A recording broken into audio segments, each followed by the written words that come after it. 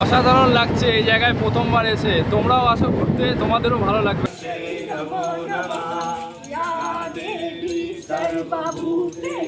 মন্দিরের গেট বন্ধ করে দিয়েছে, সকলকে বেরিয়ে যেতে হয়েছে, আমরাও যাচ্ছি বেরিয়ে।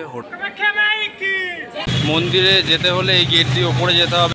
এই যে বেড, আর এদিকে জানালা রয়েছে, এই যে আয়না, আর এই যে অ্যাটাচ বাথরুম আছে সাথে।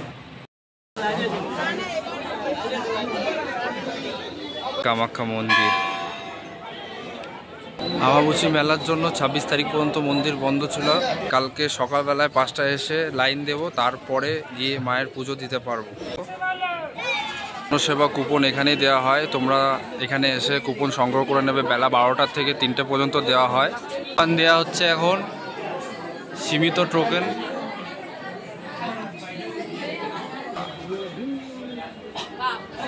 কি কি দিয়েছে আমাদের? খিচুড়ি দিয়েছে আর তরকারি দিয়েছে আর পায়েস দিয়েছে আর পাপড় দিয়েছে। খাবার কেমন এখানে?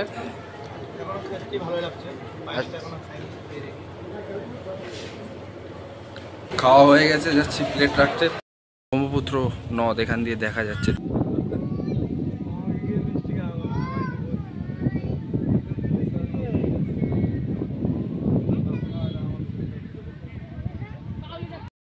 বন্ধুরা, এখন এসছি উমানন্দ ফেরিঘাটে। এটা গভর্নমেন্টের ফেরিঘাট। এখানে মাত্র 40 টাকা ভাড়া নেয় আসা যাওয়ার জন্য।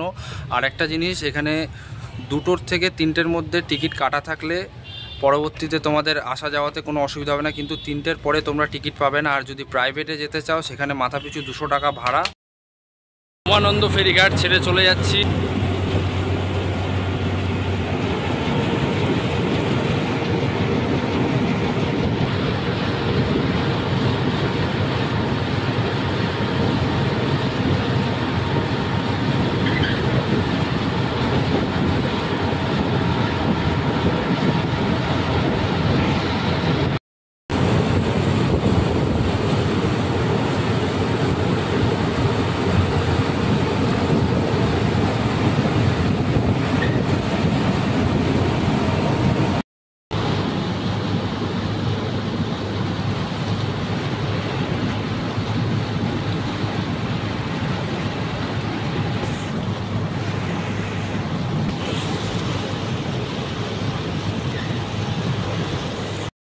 এই যে আমাদের বোট এখন এই ঘাটে দাঁড়াবে, তারপর আমরা নেমে যাব।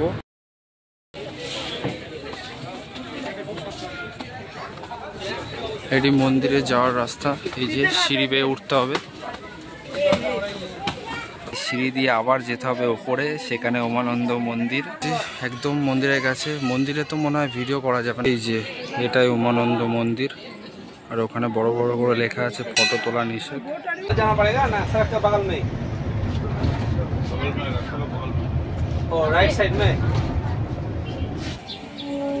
এসছি বশিষ্ঠমুনি আশ্রমে। এই সিঁড়ি বেয়ে ওপরে উঠতে হবে। চলো যাওয়া যাক তাহলে।